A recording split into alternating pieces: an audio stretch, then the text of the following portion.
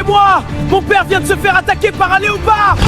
La petite Amara était poursuivie par un léopard.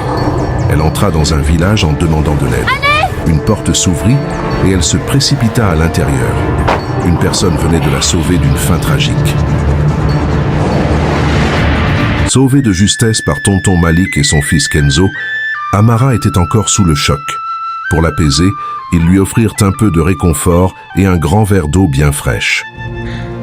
Un jour, Dieu me donnera la force de vous rendre ce que vous avez fait pour moi. Je vous le promets, vous m'avez sauvé. Amara put enfin repartir. Malgré sa pauvreté, tonton Malik lui avait offert un billet de bus pour qu'elle puisse regagner son village. Elle n'oubliera jamais ce jour, ni la main tendue de ceux qui n'avaient pourtant rien. 15 ans passèrent. Ils ne revirent jamais Amara. Ce matin-là, alors qu'ils se dirigeaient vers le village voisin, le léopard surgit soudainement. Kenzo se jeta en avant pour défendre tonton Malik. Mais le vieil homme s'écroula, gravement blessé. Kenzo pris de panique. Tonton Malik, oh mon Dieu! Kenzo courut le plus vite possible, en direction de l'hôpital.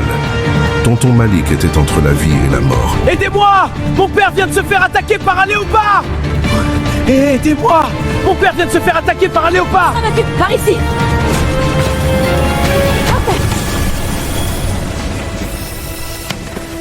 Le docteur fait signe à Kenzo de s'asseoir. La tension est palpable. Elle le regarde droit dans les yeux, s'apprêtant à lui annoncer une bonne et une mauvaise nouvelle. J'ai une bonne et une mauvaise nouvelle à vous annoncer. La bonne, c'est que l'opération a réussi grâce à Dieu. Oh merci mon Dieu.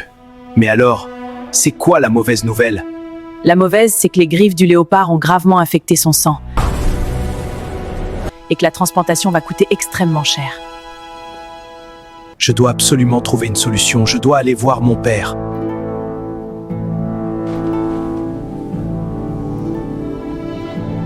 Papa, pour cette opération, je vais devoir vendre la maison. Ta vie est bien plus précieuse, je ne veux pas te perdre. Mon fils, cette maison est tout ce qu'il nous reste. Si pour me sauver, tu dois la vendre, alors je préfère mourir. Cette maison est le seul héritage que je peux te laisser. Le jeune homme retourna expliquer la situation à la docteure. Elle respira profondément et répondit calmement. Nous ferons ce qu'il faut, nous sauverons votre père. Ensuite, nous verrons comment régler le paiement. L'opération fut réalisée avec soin et se déroula parfaitement. Le père fut sauvé.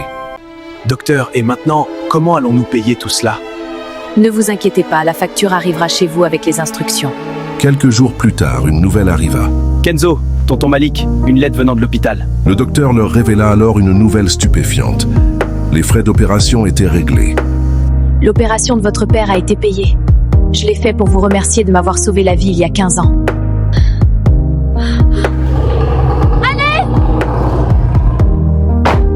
Ce réconfort, ce verre d'eau, ce ticket de bus.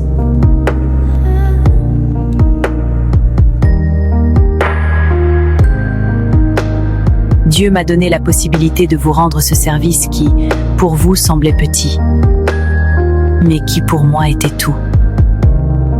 Que Dieu bénisse votre famille. Signé Amara. Tonton Malik et Kenzo restèrent émus par cette immense générosité.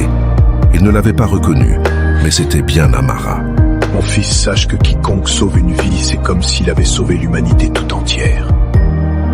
Amara est une femme de parole. Elle est restée reconnaissante, comme elle nous l'avait promis. Un jour, Dieu me donnera la force de vous rendre ce que vous avez fait pour moi. Amara était une femme généreuse et reconnaissante.